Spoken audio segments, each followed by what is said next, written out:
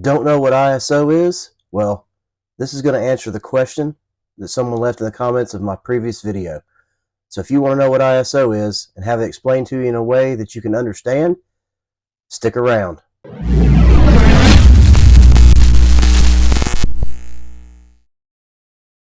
Alright, so in today's video, I'm going to give you a simple explanation of what ISO is and how you should think about it.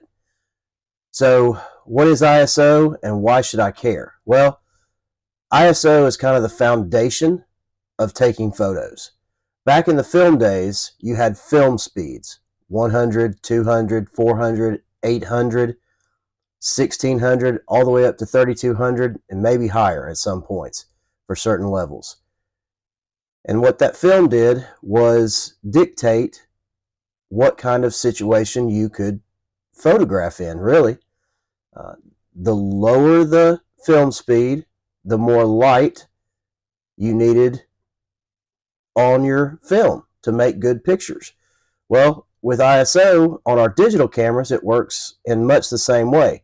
You want to always start at your lowest native ISO. Most cameras, it's either 100 or 200, depending on the manufacturer of your camera. And again, you want to always start as low as you can because you want your pictures to be nice and crisp. Just like with film, the higher your film speed went, the more noise you would get in your images. Same thing with digital ISO. The higher you push that number, the more noise or grain you're going to get in your photographs. And we don't want noise and grain in our photographs if we can keep from it. Now, if it's an artistic thing and you choose to do it, that's one thing. But taking bad pictures because you don't understand how your camera works, that's something else.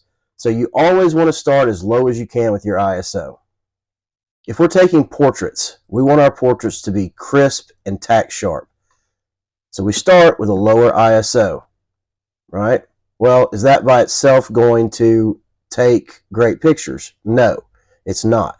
But it is the base of where you need to start. So, and in taking that camera out of auto, your ISO is the first thing you want to learn and play with.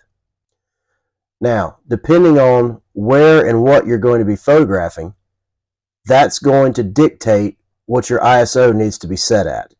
And I know that sounds completely contradictory to what I just said, but hear me out. In a low light, you've got to push your ISO up.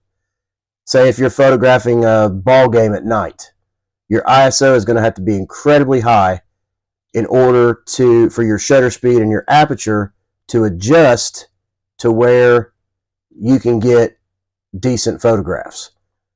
Now, if you're using a crop sensor camera, it limits what you can do unless you have a 70 to 200 millimeter f2.8 lens. If you're using the lens that came with your camera, it's going to limit you as to what you can do with your ISO, with your aperture and your shutter speed. It's frustrating, I know. I've been there, which is why I invested very early on in a 70 to 200 millimeter f2.8 lens, because that gives me the ability to push my ISO really, really high and make some great photos at night at ball games and things like that. But if you're going to be photographing children or a high school senior or a family late in the day or in the middle of the day, you're going to want your ISO to be as low as you can go, because you've already got a lot of light, so you don't have to worry about using your camera to let more light onto your sensor.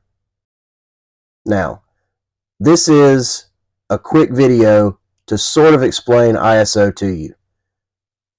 I'll come back and do a much more in-depth video later on after I do a couple of quick videos on aperture and ISO. And then I'm going to do a longer video where we actually go out in the field and talk about aperture, ISO, and shutter speed and how they work together.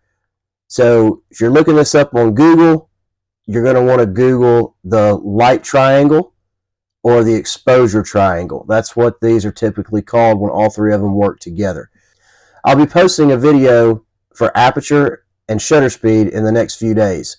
If you found some value in this video, press that like button and don't forget to subscribe. Thanks for watching.